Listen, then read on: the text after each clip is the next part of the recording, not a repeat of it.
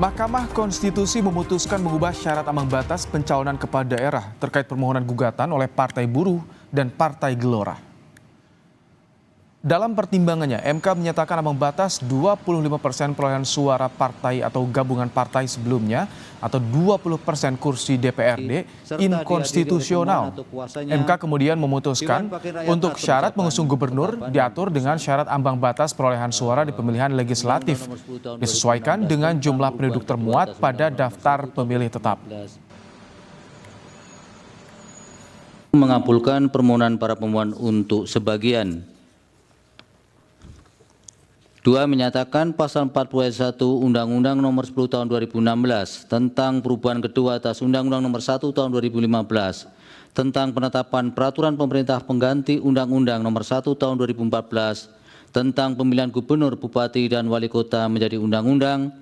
Lembaran Negara Republik Indonesia tahun 2016 Nomor 130 tambahan Lembaran Negara Indonesia, Lembaran Negara Republik Indonesia Nomor 5898 bertentangan dengan Undang-Undang Dasar Negara Republik Indonesia tahun 1945 dan tidak mempunyai kekuatan hukum mengikat sepanjang tidak dimaknai. Partai politik atau gabungan partai politik peserta pemilu dapat mendaftarkan pasangan calon jika telah memenuhi persyaratan sebagai berikut. Untuk mengusulkan calon gubernur dan calon wakil gubernur. A. C. Provinsi dengan jumlah penduduk yang termuat pada daftar pemilih tetap lebih dari 6 juta jiwa sampai dengan 12 juta jiwa. Partai politik atau gabungan partai politik peserta pemilu harus memperoleh suara sah paling sedikit 7,5% di provinsi tersebut. Dalam putusan MK nomor 60/PUU 22/2024, Mahkamah Konstitusi mengubah syarat pilkada yang tadinya mensyaratkan syarat minimal jumlah kursi kini bisa mengusung calon kepala daerah dengan syarat ambang batas minimal perolehan suara pemilihan legislatif. Dengan putusan MK pasal 40 ayat 1 huruf C Undang-Undang Pilkada menjadi provinsi dengan jumlah penduduk yang termuat pada daftar pemilih tetap lebih dari 6 juta jiwa sampai dengan 12 juta jiwa. Partai politik atau gabungan partai politik peserta pemilu harus memperoleh suara sah paling sedikit 7,5% di provinsi tersebut. Selain memberi tafsir syarat perolehan suara pileg untuk pencalonan kepala daerah, MK juga memutuskan permohonan gugatan mengenai syarat usia calon kepala daerah. MK menolak gugatan pemohon Anthony Lee dan Fahrul Rozi dan tetap berkeyakinan batas untuk menentukan usia minimum calon kepala daerah terhitung sejak penetapan calon kepala daerah, bukan sejak pelantikan. Putusan MK ini membalikan putusan Mahkamah Agung yang sebelumnya memberi tafsir syarat usia calon kepala daerah sejak pelantikan calon terpilih.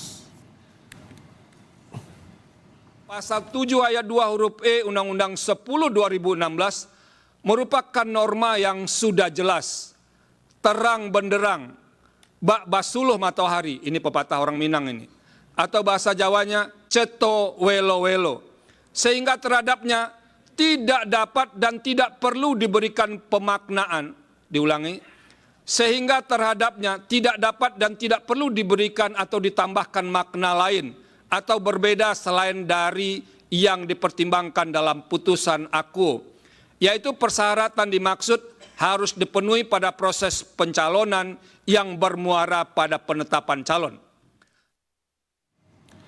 Sekjen PD Perjuangan Hasto Kristianto berterima kasih kepada MK yang ia nilai telah mendengarkan suara rakyat. Menurut Hasto, dengan putusan MK tersebut, tidak akan ada wacana calon tunggal di Pilgub Jakarta, karena PDIP bisa mengusung calon sendiri. Dalam Pileg 2024, PD Perjuangan mengantongi sekitar 14% suara, jauh di atas ambang batas 7,5% perolehan suara wilayah Jakarta yang diputuskan MK. Soal peluang PDIP mengusung Anies Baswedan, Hasto bilang, tunggu tanggal mainnya.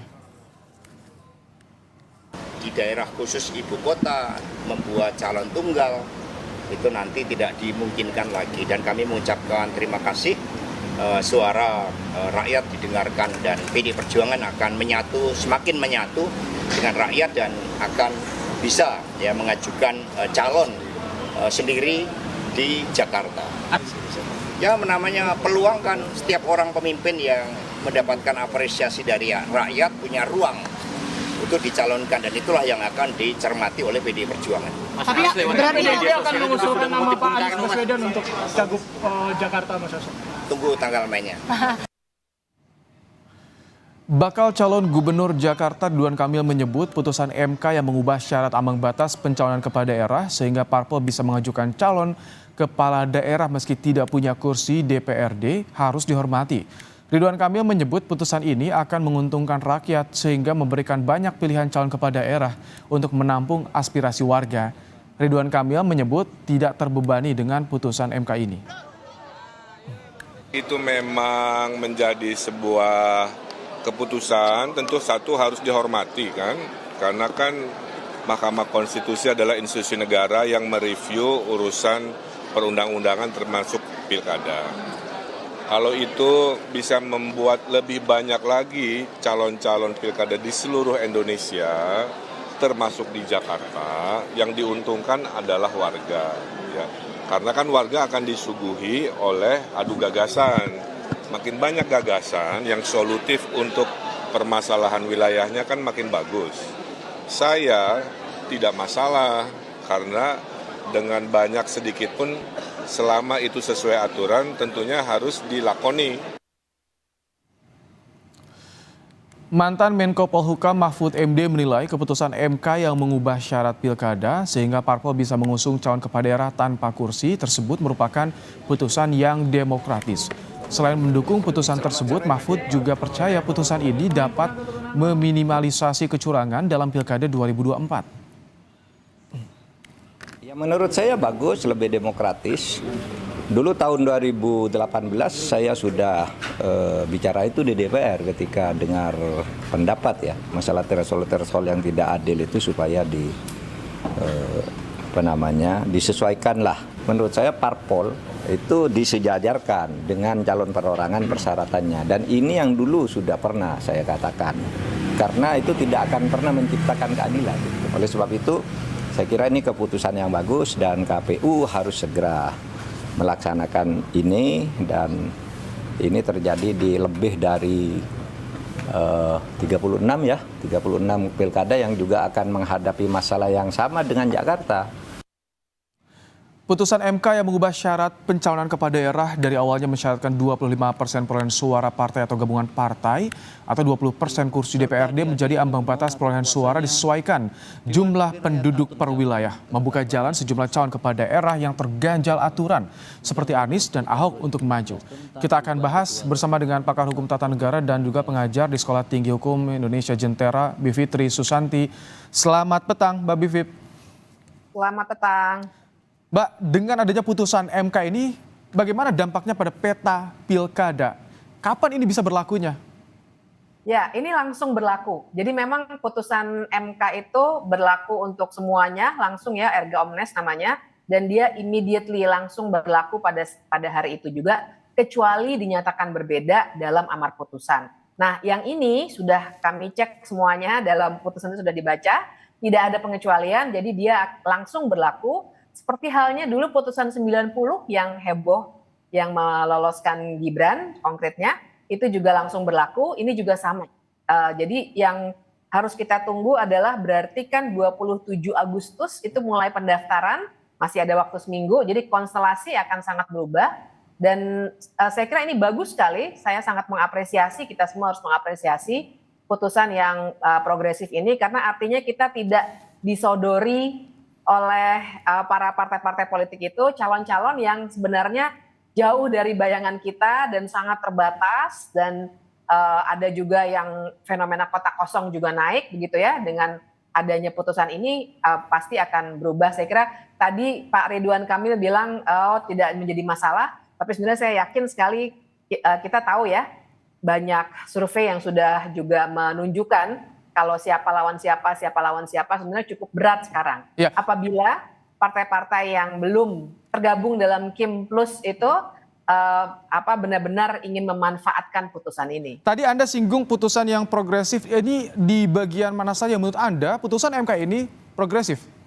Iya, jadi putusan MK nomor 60 ini ya menyatakan kan bahwa untuk mencalonkan tadinya itu makanya Kim Plus itu bisa begitu kuat ya dan sangat menutup jalan untuk calon-calon lain karena tinggi sekali persyaratan ambang batas pencalonannya, yaitu 20% kursi atau 25% akumulasi suara. Nah, sekarang prosentase itu diturunkan sesuai dengan proporsi jumlah penduduk. Jadi logika yang dipakai adalah sama dengan prosentase untuk calon perseorangan yang bukan partai politik. Nah, jadi dengan itu Jakarta misalnya karena kita DPT-nya daftar pemilih tetapnya 6 juta sampai 12 juta, kita itu 7,5% syarat minimumnya. Nah, dengan syarat yang serendah itu misalnya PDI Perjuangan yang belum bergabung di Kimplas tadi 14,01% ya jumlah perolehan suaranya sudah bisa mengajukan sendirian.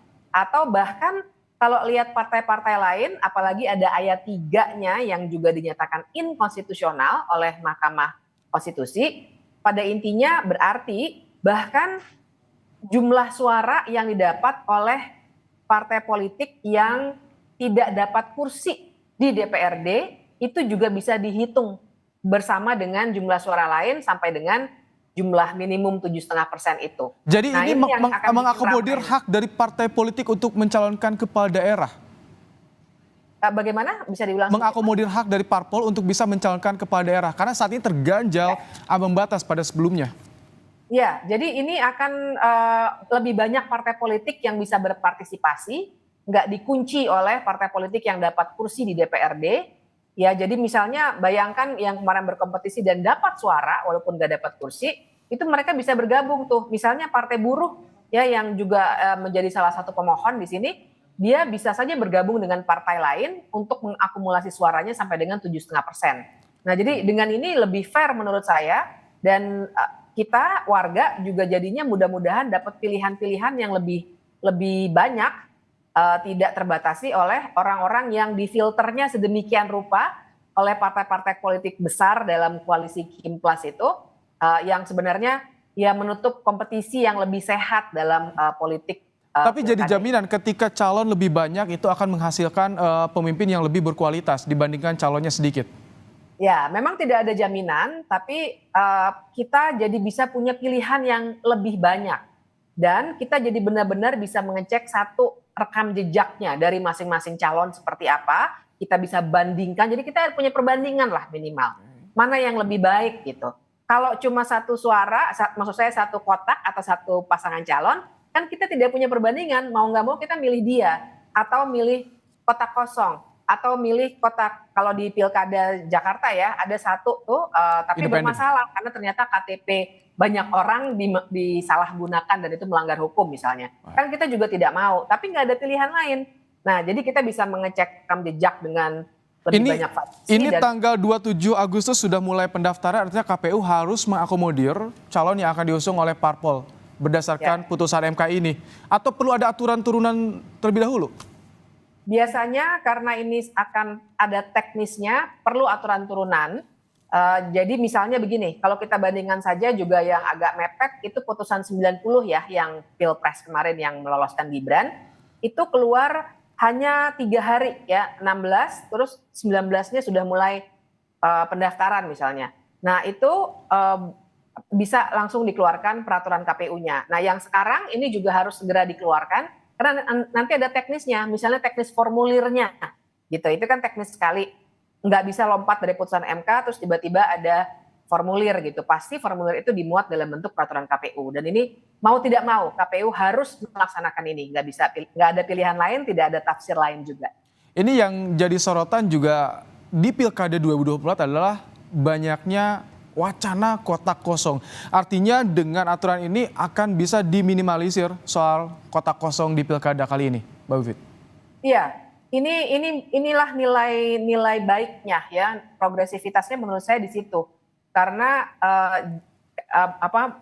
prosentasenya saja dilihat dari persentase dari 20% diturunkan jadi 7,5% untuk Jakarta ya, tapi lagi-lagi tergantung jumlah penduduk dari provinsi atau kabupaten itu. Nah jadinya tidak ada yang bisa dipaksa betul oleh suatu koalisi yang terlalu besar. Nah jadi saya tentu saja harapannya besar sekali. Partai-partai politik yang mulai di-exclude dengan sengaja gitu ya. Kayaknya ini ada gerakan yang cukup sengaja nih di beberapa provinsi paling tidak yang saya lihat untuk meninggalkan partai-partai politik tertentu.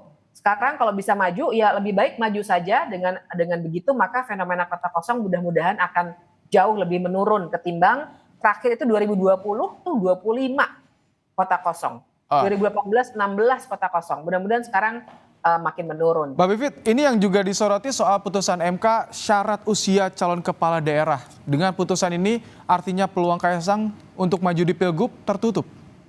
Ya, itu betul sekali, dan ini juga hari ini dapat berita baik sekali, saya senang, dua-duanya ini bagus.